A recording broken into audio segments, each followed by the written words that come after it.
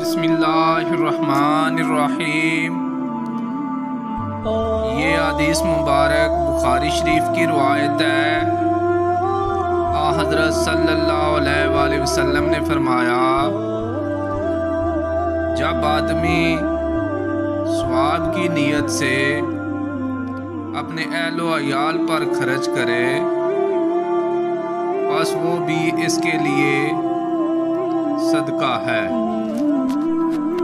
دوسری حدیث مبارک، حضرت صلی اللہ علیہ وآلہ وسلم نے فرمایا،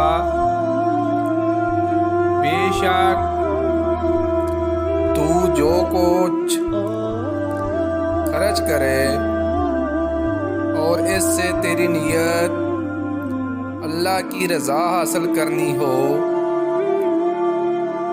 تو تجھ کو اس کا ثواب ملے گا، یہاں تک کہ اس پر بھی جو تو اپنی بیوی کے منہ میں ڈالے۔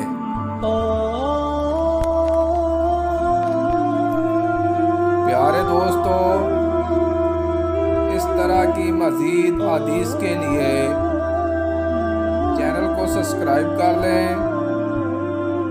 برائے مہربانی ویڈیو کو لائک بھی کریں۔ جزاک اللہ، شکریہ، اللہ حافظ۔